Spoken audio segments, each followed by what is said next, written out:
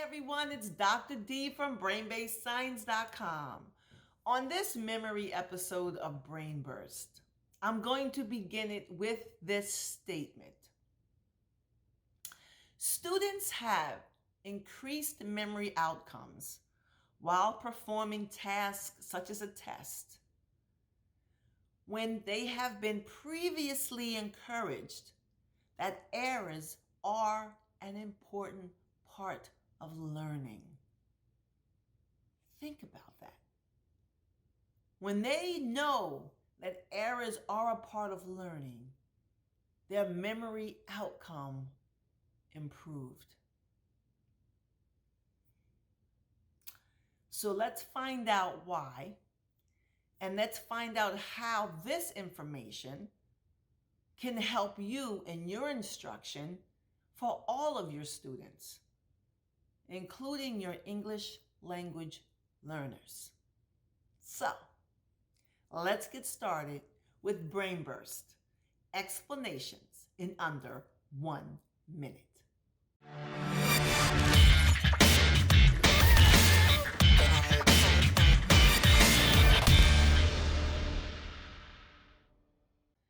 So, anxiety impacts learning, neurologically so. We learn this. The amygdala, reticular activating system, those two emotional filters, remember? Anxiety blocks everything from going to the prefrontal cortex. You remember all that, right? So, how can we allow kids to feel comfortable making errors?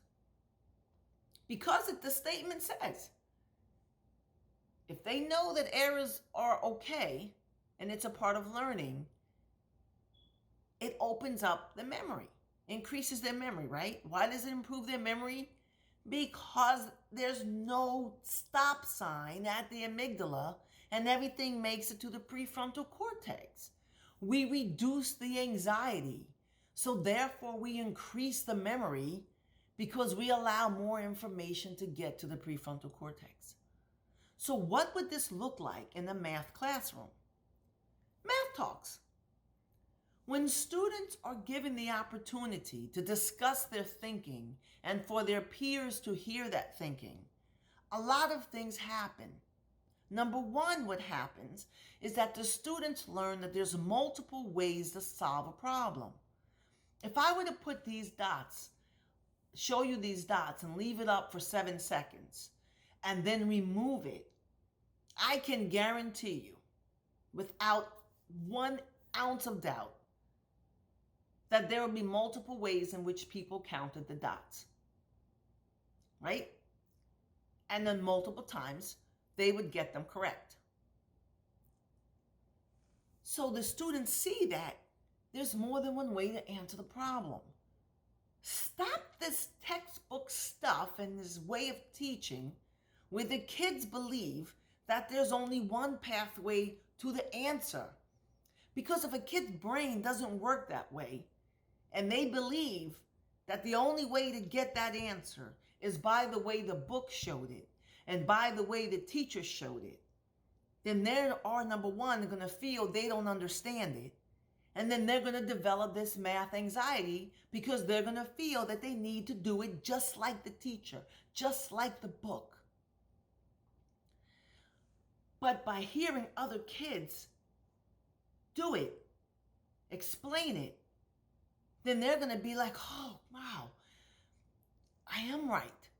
Or when a kid gets it wrong, that it's going to be embraced in the classroom. And the teacher's going to say, Jolene, that was a real good job. I understand the way you were thinking, but you missed a certain part. Does anybody want to help Darlene understand this a little better?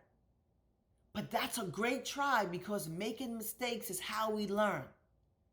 Say those words. Making mistakes is how we learn. So for that English language learner, they're going to be emboldened into believing that, okay, I can participate in this class, even if my English isn't perfect.